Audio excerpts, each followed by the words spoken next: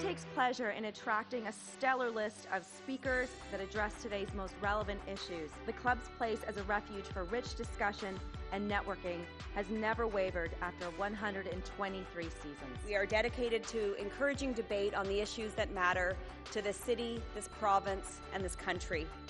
The Canadian Club is one of the most important podiums anywhere in the world that a Canadian can speak to, tell Canadians what it is that they think, develop those thoughts. And so I want to thank you for that very, very much. Please join me in thanking our esteemed panelists today.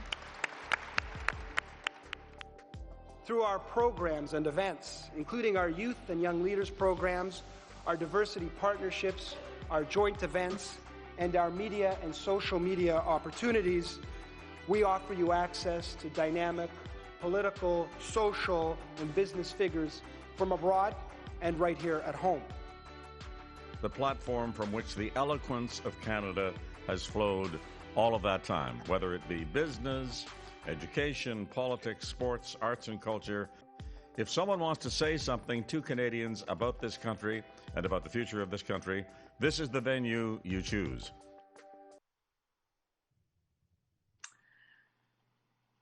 Hello, and thank you for joining us. My name is Colleen Kennedy, and I am the Executive Director of the Canadian Club Toronto. Competition is what drives businesses to develop innovative products, increase the quality of their offerings, and improve affordability for all consumers.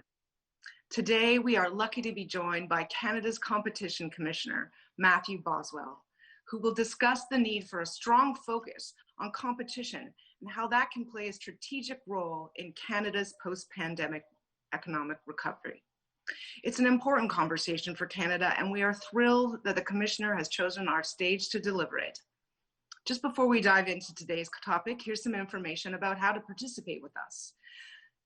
The click here to switch stream button helps if you find that your internet is slow. The video quality may decrease, but the audio quality should remain strong. And once you click the questions tab, you can enter your questions and we'll get them to the moderator. So please make sure you send what you're thinking about.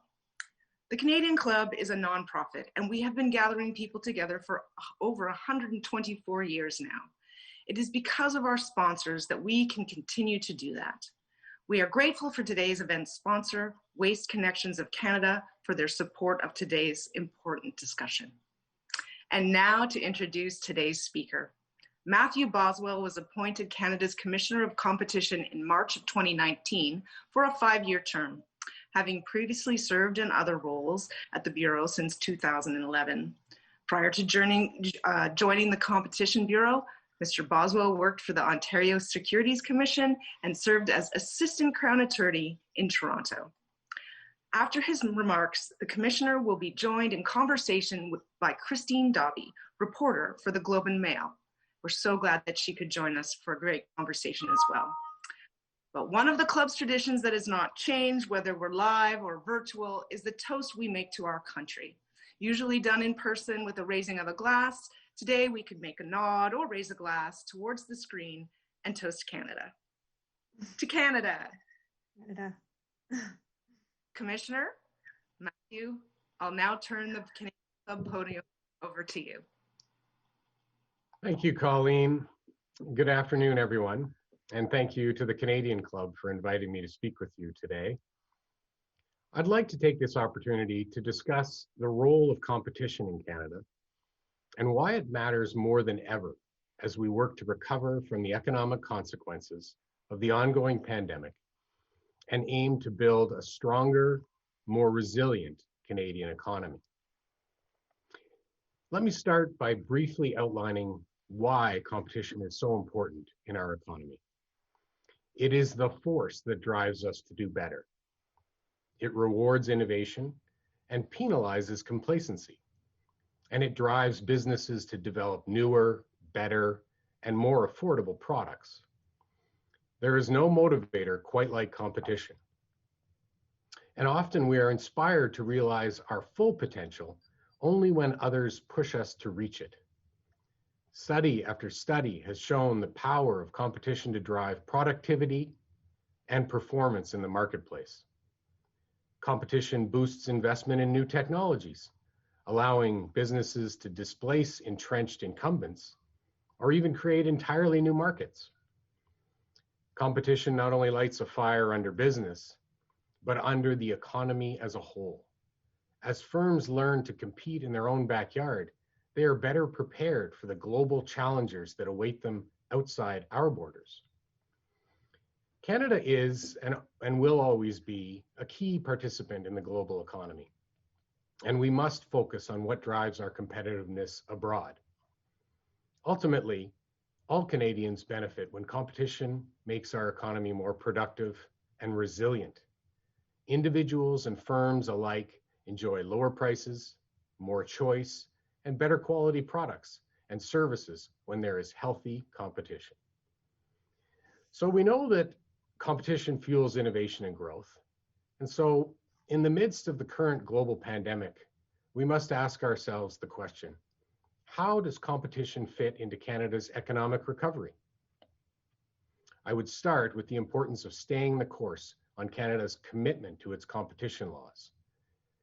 In times of economic crisis, it is tempting for some to lobby that the long-established principles for healthy competition be relaxed and claim that doing so will ease stressors to Canada's markets and aid in economic recovery. However, history has shown us that the opposite is true. By shielding themselves from the motivating force of competition, entrenched firms can raise prices, reduce quality, and become complacent. The upshot is that this conduct and the policies that might allow it can worsen an existing economic crisis and delay the recovery. To defend against this, in the words of James Ilsley, a member of Parliament during the Great Depression, competition is the best protection the public has.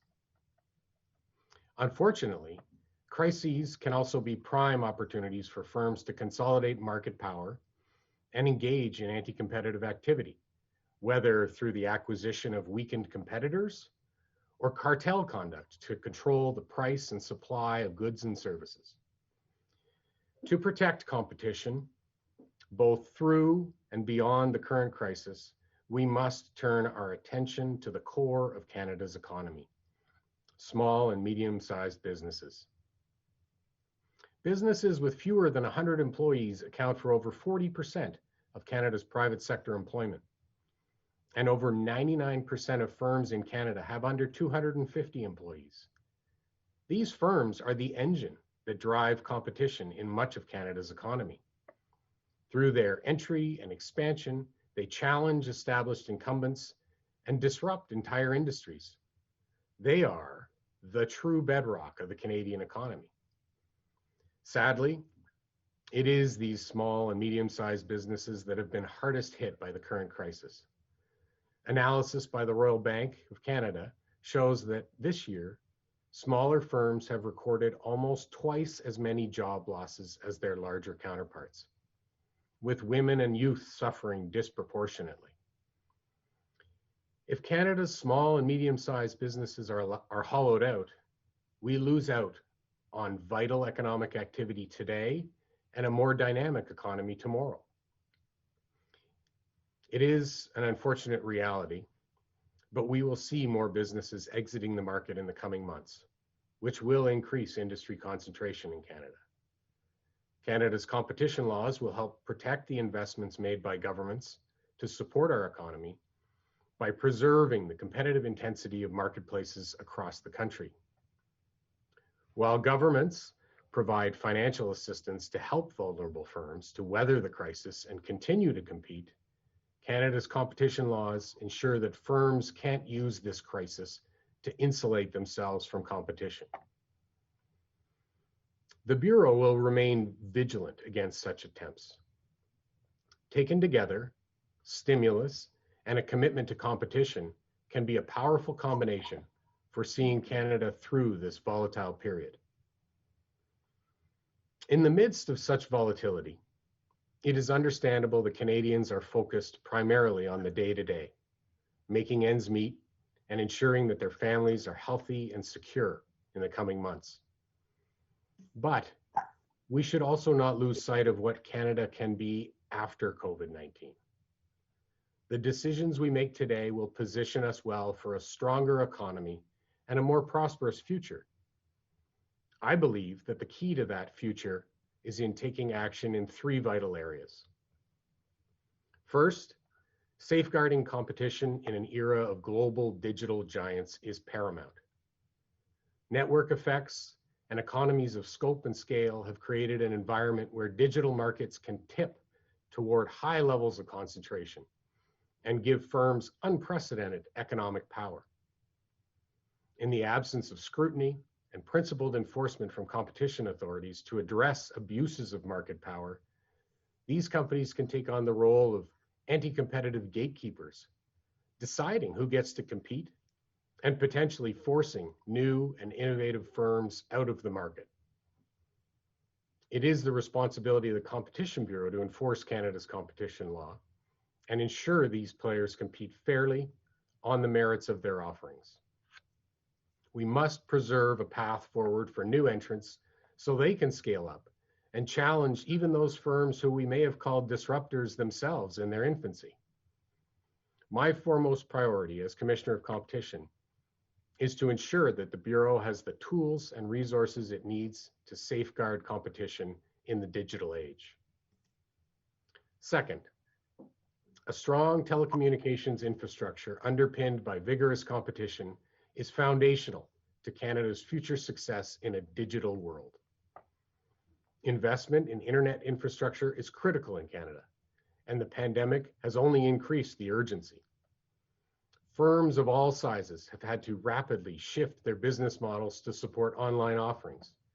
And to do that, they need reliable, affordable access to Canada's networks. As we know, the federal government has made recent announcements about the Universal Broadband Fund as part of its efforts in this area. Competition in this sector is essential, and the Bureau will continue to be vigilant against anti-competitive conduct and advocate for increased competition in Canada's telecommunications markets. Finally, creating regulatory environments that, at all levels of government, prioritize competition in Canada's economic affairs will help improve our productivity and our overall economic well-being without compromising legitimate regulatory goals. We have a tremendous opportunity right now to rethink the rules of Canada's economy with a focus on removing unnecessary barriers to competition that can discourage new entrants and impede their ability to scale up. An important factor, as we rebound from this crisis, will be the ability of businesses to enter or re-enter markets post-pandemic, something that the regulatory environment can either encourage or frustrate. Research by the OECD puts Canada in second last place among our OECD peers for market regulation, a measure of how pro-competitive a country's regulations are. The elimination of regulatory barriers to competition at all levels of government is a huge opportunity for Canada. For example, a 2018 study estimated that Canada could realize up to a 5% boost in productivity were it to pursue regulatory reform that places greater emphasis on competition in the Canadian economy.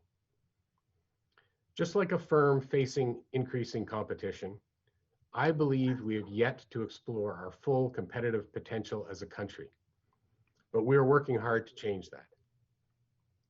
We recently published a toolkit to help us strengthen our economy by adopting more pro-competitive policies. This publication is available on the Bureau's website, and I encourage everyone to take a look at this document. We must all think about these important issues together, and I ask you to consider how the principles of competition can be incorporated in areas that your work touches upon. And of course, our team here at the Bureau is ready to assist regulators and policymakers who would like to assess the competition impact of existing or proposed regulations. As we head into what will be a difficult winter, I want to end on a positive note. Although incredibly challenging in many ways, the past year has shown us what Canadians are capable of in times of crisis. We have faced this crisis not as individuals, but together. And there is tremendous strength and resolve across our great nation to weather this storm and come out stronger on the other side. The economic success of our nation is ultimately a shared responsibility. Canada has the potential to reap the real benefits of a strong culture of competition, but it requires all of us to engage. The Bureau's role is to ensure that those with economic power in Canada don't abuse that power, and that firms of all sizes can compete freely and fairly. We will also continue to promote and advocate for regulatory environments that prioritize competition. All levels of government need to find the delicate balance between regulation and competition. Businesses of all sizes need to compete hard on the merits to drive themselves forward, to innovate, to grow, and to avoid stagnating to everyone's detriment. Consumers need to continue to vote with their wallets and voice their desire for increased competition throughout the country. In times of crisis and in the economic recovery we anticipate, we know that making good on our shared responsibility is more important than ever. Thank you again for inviting me to speak with you today, and I look forward to our discussion.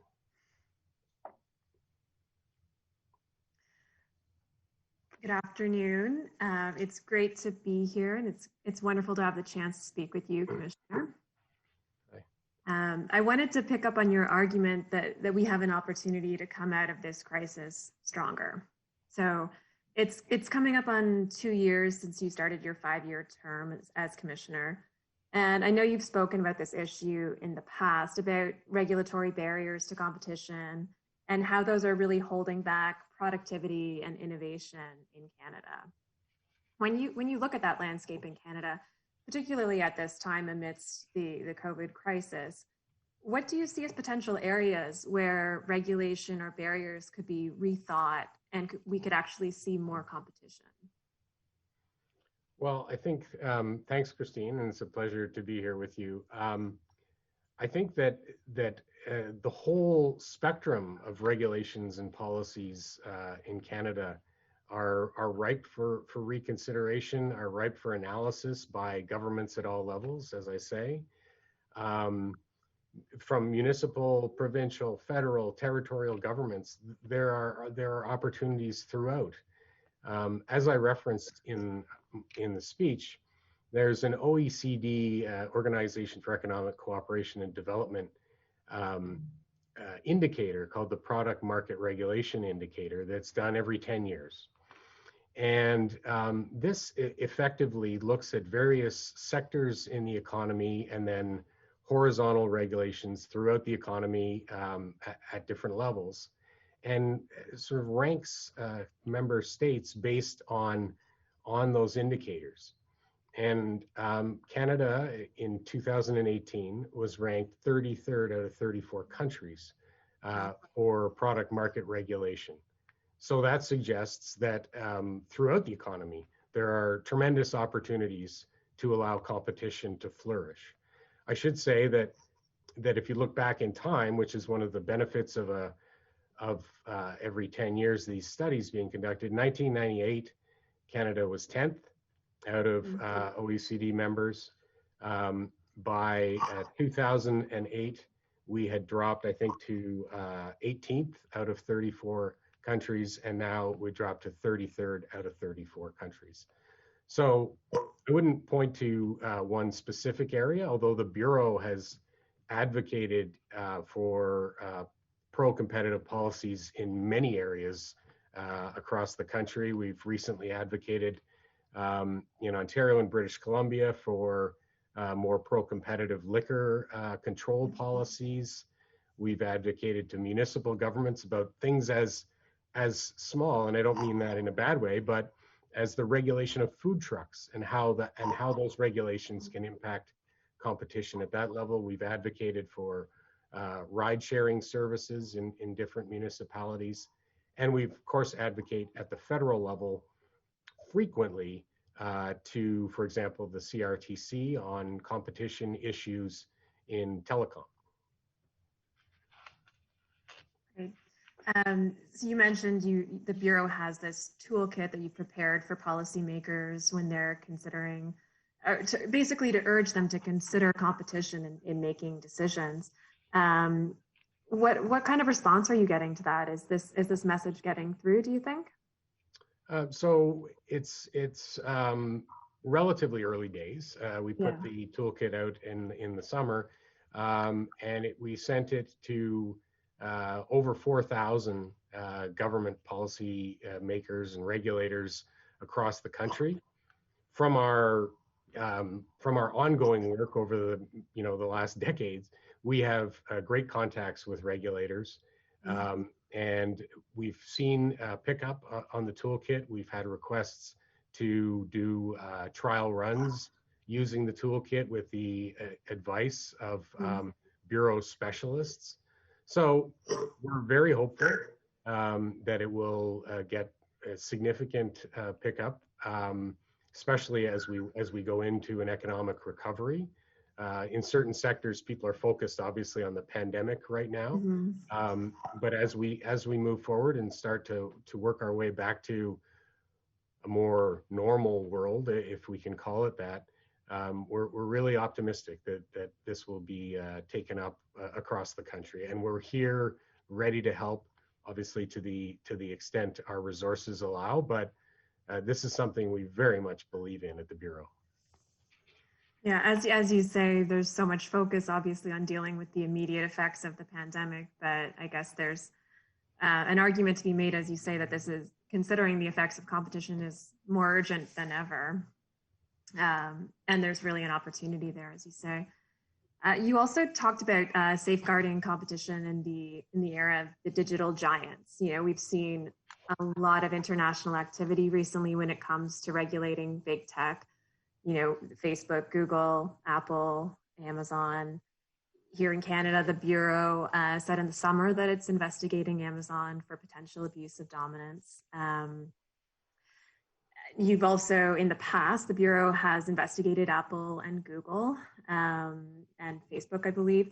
What role do you see Canada playing in the international landscape of scrutiny of big tech? Well, so you're right that this is receiving tremendous attention around the world from our counterpart competition authorities globally. As I say, it's receiving tremendous attention from politicians around the world. For example, the United States Congress's House Subcommittee on Antitrust, which is a different word for competition, just released a significant report, some 500 pages, looking into the digital economy and big tech, and put out many bipartisan recommendations that stronger enforcement was required, that the resources for the U.S. federal agencies, the two federal agencies, the U.S. Department of Justice Antitrust Division and the Federal Trade Commission, needed significantly more resources to tackle the complex issues of enforcing competition in the digital economy. The European Union has been at the forefront of these issues for several years. My counterpart, the European Commissioner for Competition, Margaret Vestager, has been taking on multiple investigations. So that's the global context. So the question is, what's the role of Canada? Well, my job, the Bureau's job, is to protect competition in this country, to have, if remedies are necessary against big tech firms, for example, or others operating in the digital economy, we need remedies that are enforceable in Canada. It's not a question of us sitting back and saying, oh, we're just going to, we're going to rely on our big neighbor to the south or the European Union to fix all the problems. That's just not acceptable, and not a choice, not a path that we've taken in the past. As you point out, in the past several years, We've brought cases against Facebook. That was related to false or misleading privacy representations. Other countries have brought cases as well, but we brought it to protect Canadians from those types of false or misleading representations. We've brought a case against Amazon 3-4 years ago, I can't remember the exact date, but with respect to pricing practices on their platform. We investigated Google in 2016, a comprehensive investigation into Google with respect to some of the terms and conditions in their contracts and issues of excluding rivals. So we're hard at work. It's incredibly complex and demands significant resources to do it.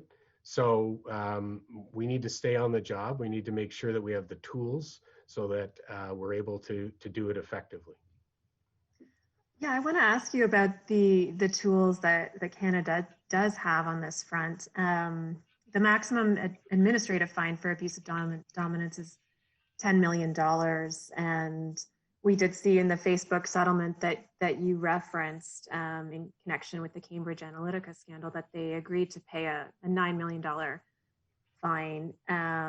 In contrast, the company paid a $5 billion fine in the US on that issue. And another thing is when you look at something like market studies, that's something that the UK used in connection with its open banking initiative. The Bureau can conduct market studies, but doesn't have the power to compel the production of information in that context, right? So does the Bureau have the tools that it needs to take on big tech and to deal with the digital economy?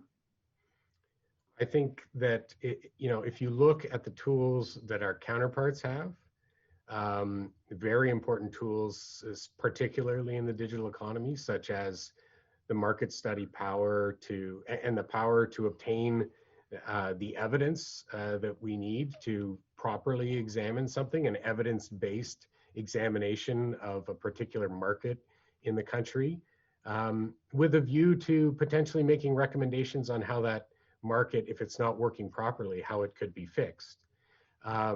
So virtually all of our sort of counterparts around the world have the market study power with the ability to compel information. The European Union's were moving towards even more powerful market study power. So that is significant from our perspective, and something that we at the Bureau have talked about publicly before. In 2019, Minister Baines, the Minister of Innovation, Science and Economic Development, whose department the Bureau falls within, wrote a letter to me calling on me to work with his team in the Ministry of Innovation, Science and Economic Development to examine all aspects of our law to see if they're fit for purpose for the digital age. Now, we are working with them, his team at ISED, and hope to see that there will be developments in this front in the future.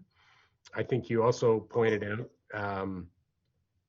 the issue with respect to sanctions, potential sanctions in Canada.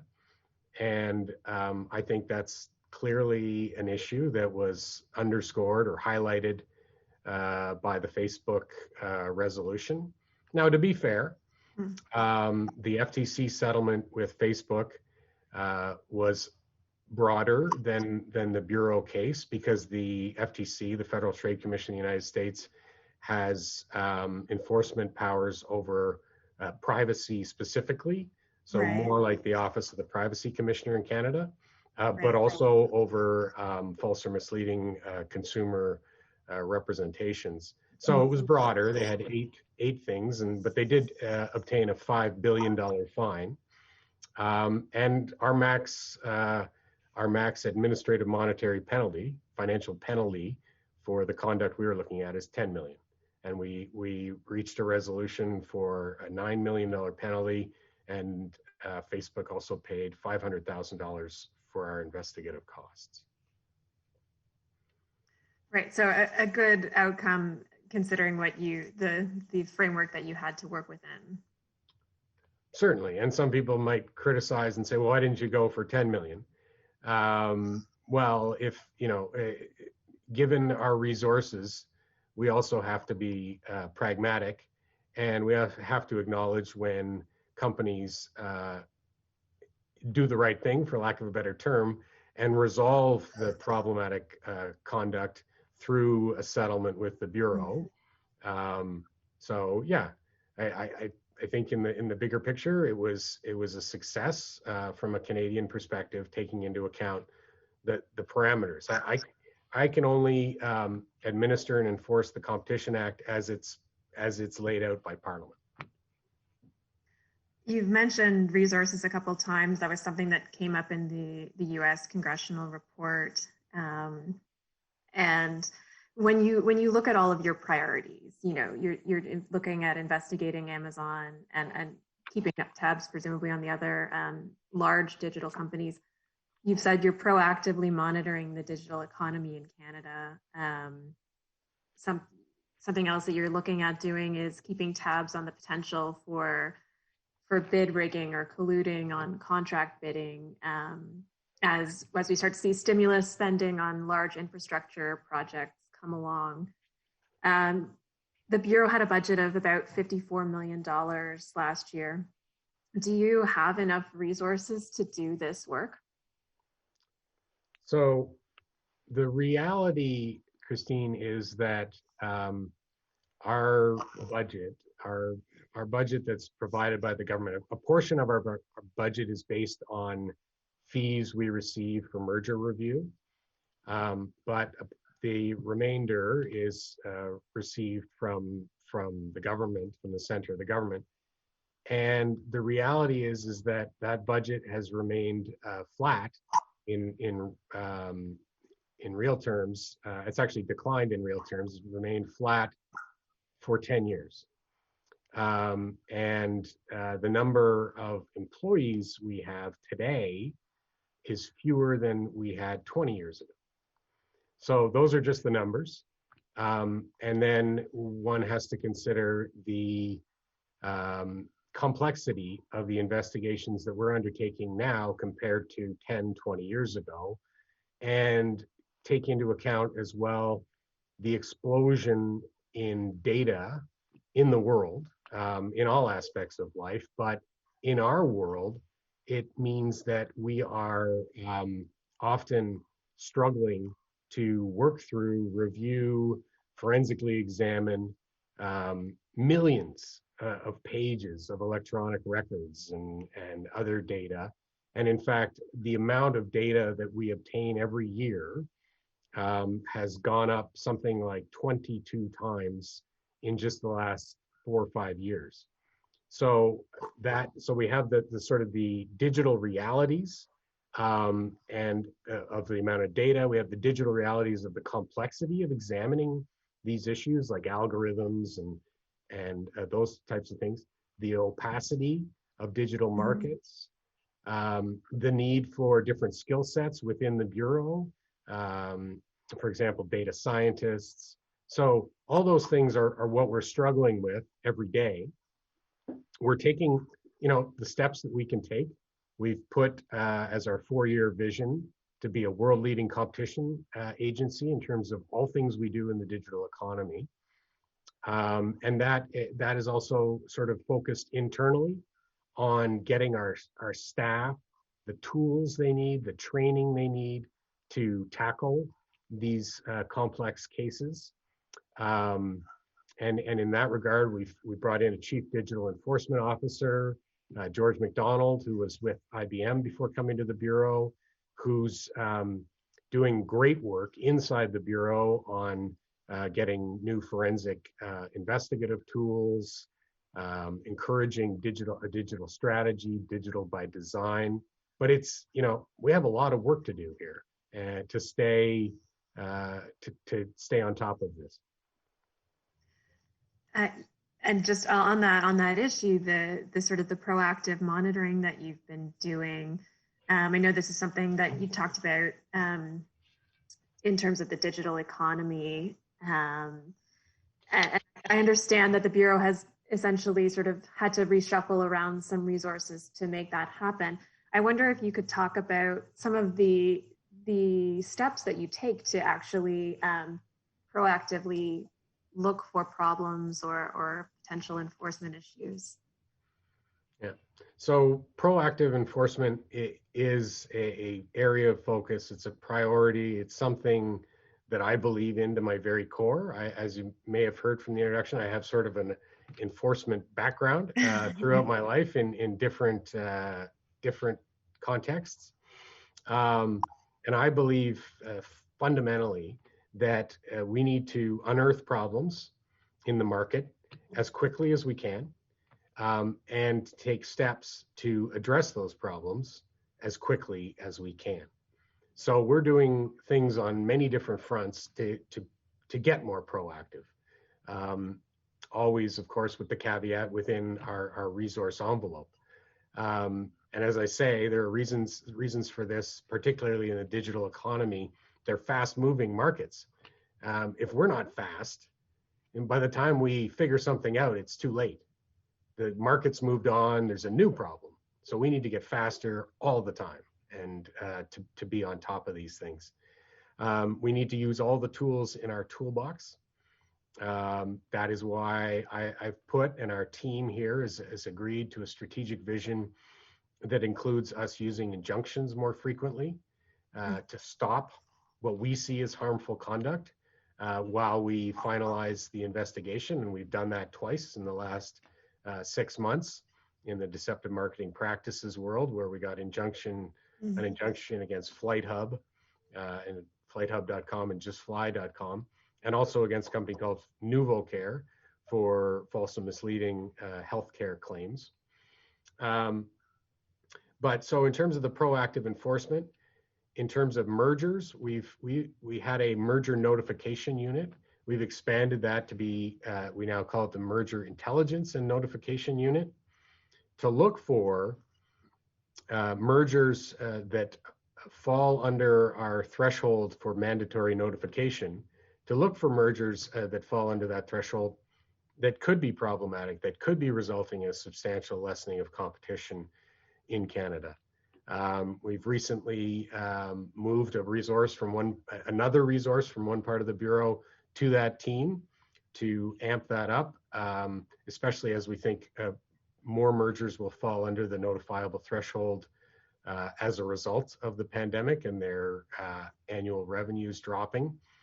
And interestingly, in terms of that, we recently received a grant from inside government, from the Center for Regulatory Innovation, for our Mergers Intelligence and Notification Unit to develop an algorithm over the next 12 to 18 months, so that we can be scraping more data and detecting these potentially problematic transactions using that algorithm. So I'm encouraged by that.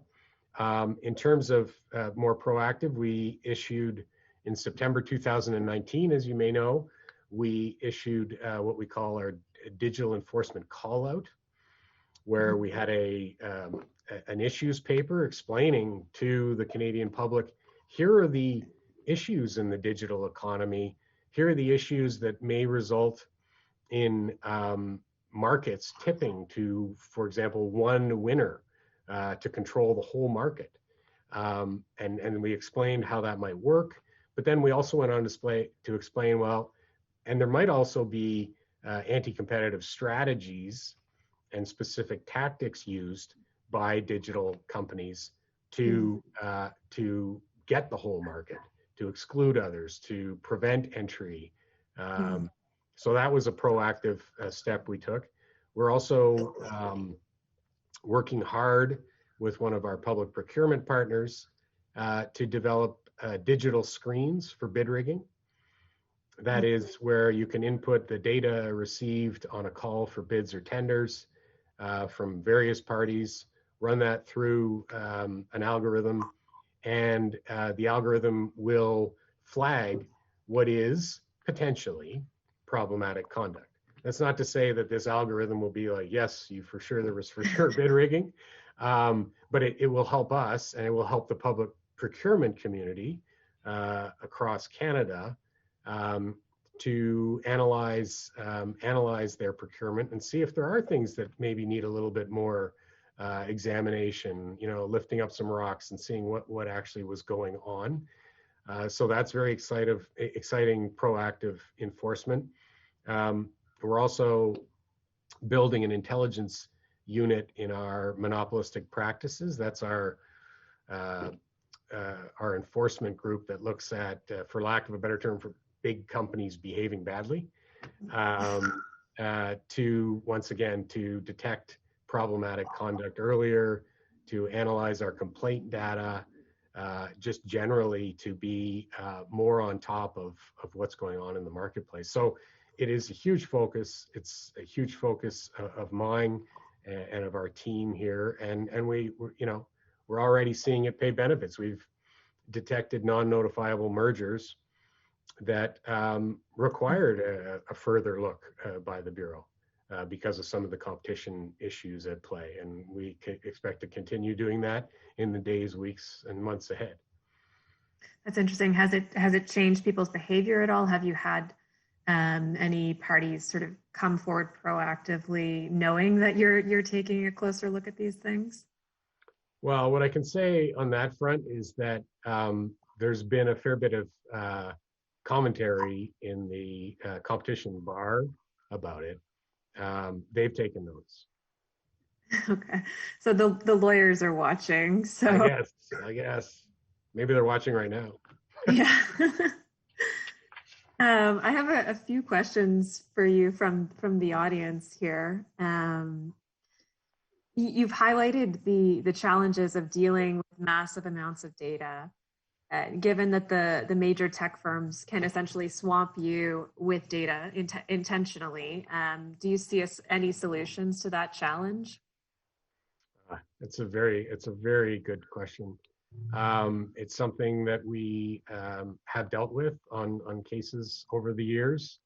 Sort of what you describe as, and I'm not saying who, but sort of intentional data dumps that we then have to go through.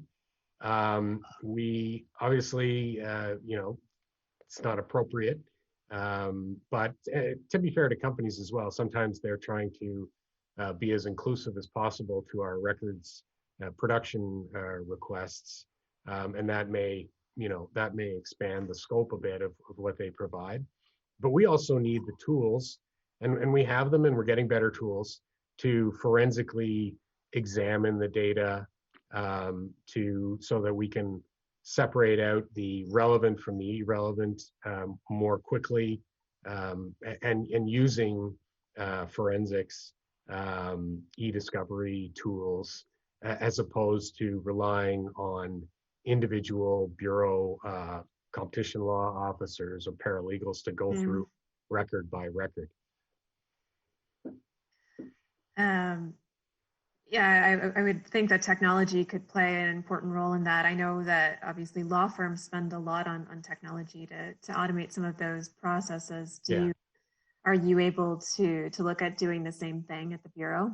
Absolutely. And we're doing it. And as part of our digital strategy, we have sort of an e-discovery production working group within the Bureau, always looking for better tools and how to implement them in the most effective manner across our different areas of enforcement, which is an important point. We have, as you know, we have a cartel and deceptive marketing practices division that deals with criminal and civil cases.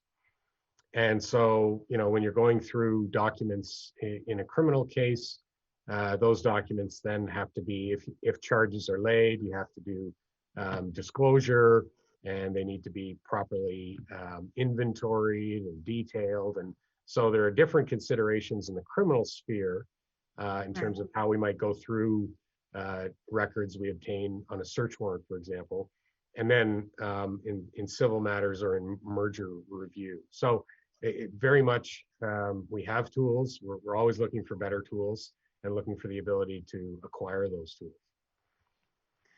Another question for you here from the audience.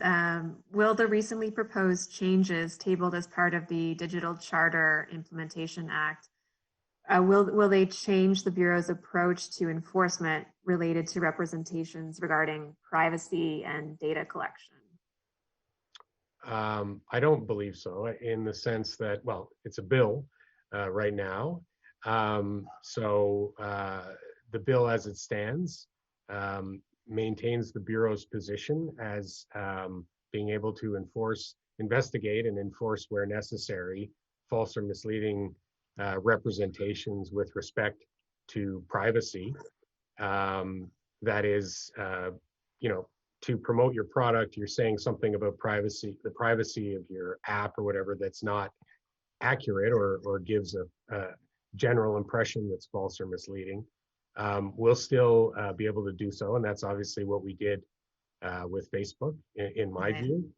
I think, a positive aspect of that bill is allowing for more enforcement cooperation between the Privacy Commissioner and the Competition Bureau. That's included as an amendment to our act, and consequential amendments for the Privacy Commissioner. So that's positive. That's something that the Privacy Commissioner and myself and other Bureau representatives have talked about as being a difficulty in our sort of parallel investigations in the past. So that's positive. Right. So would that mean that you could work together, for example, on something like the Facebook Cambridge Analytica issue?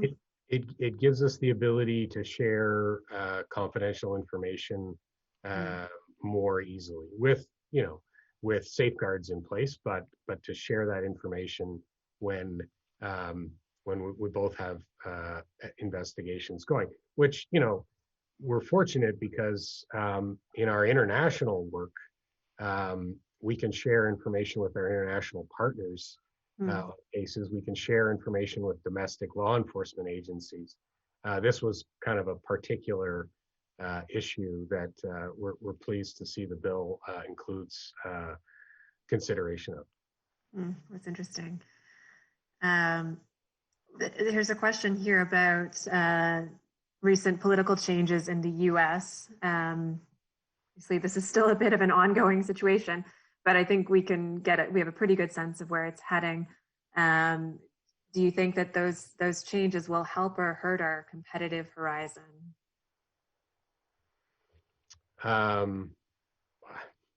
Who knows? I don't have a crystal ball on that, but what I can tell you is that, assuming things play out the way most people believe they will in the next few months, the senior people in the Democratic Party have placed tremendous emphasis on competition enforcement, resources for competition agencies.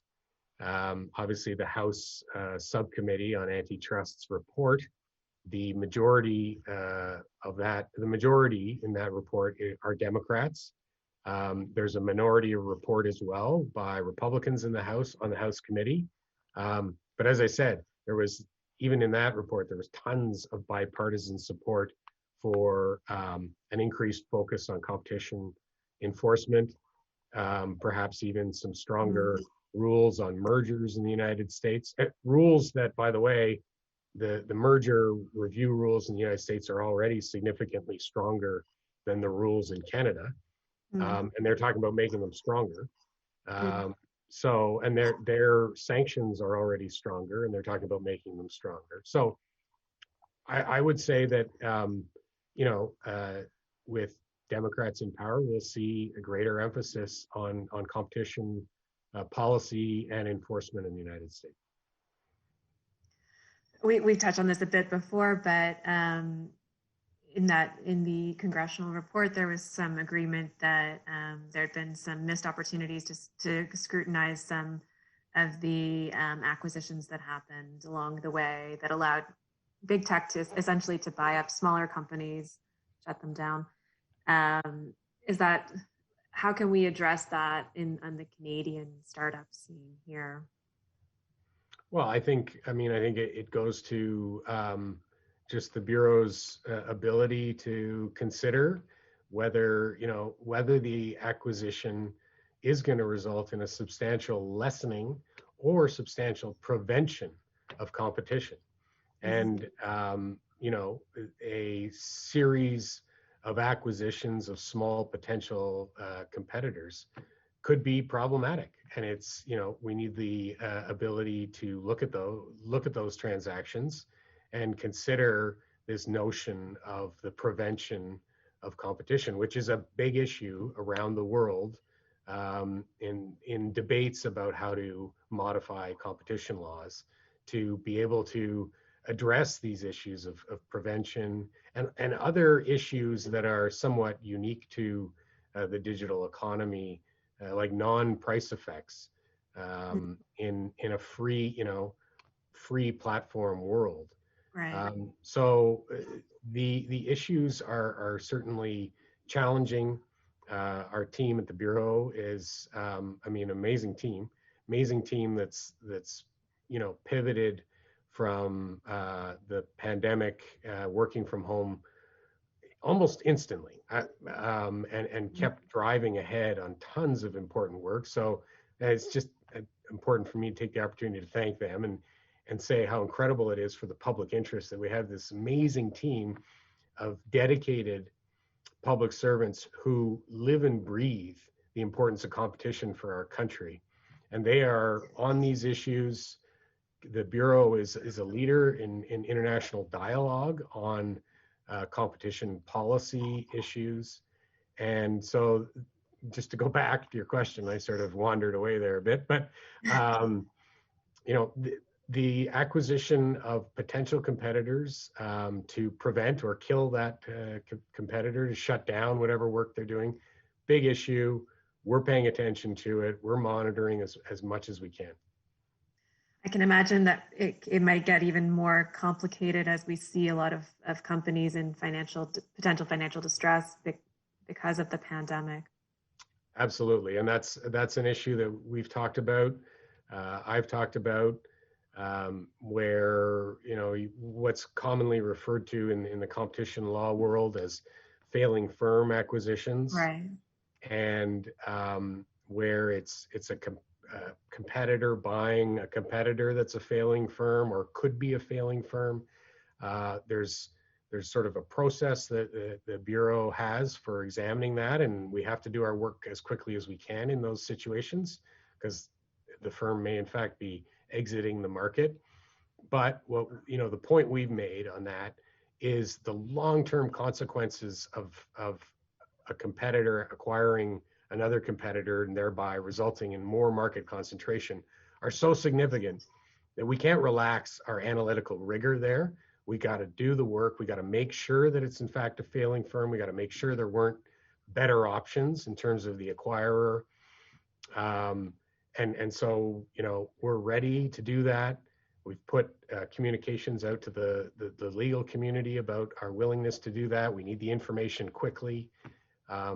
Because getting it wrong has significant long-term implications for Canadians, for prices they pay as a result of perhaps a diminishment in competition. And just quickly before we wrap up, what are in terms of how quickly you are able to respond to merger reviews and things like that? Have your timelines been affected by the pandemic? I would say for the most part, no. I don't have the statistics handy, but we do keep statistics. We publish the statistics twice a year in terms of the percentage we meet our service standard in. I believe those are continuing at about the same pace historically that they do. For non-complex mergers, we have often almost 100% in terms of meeting our service standard, which is a very short period of time for review. Obviously, sometimes for very, very complex transactions, our review takes a while. Sometimes for very complex international transactions, our review is impacted by, reviews all over the world, and the companies in question prioritizing one jurisdiction over another to get the deal done or to try and get it approved.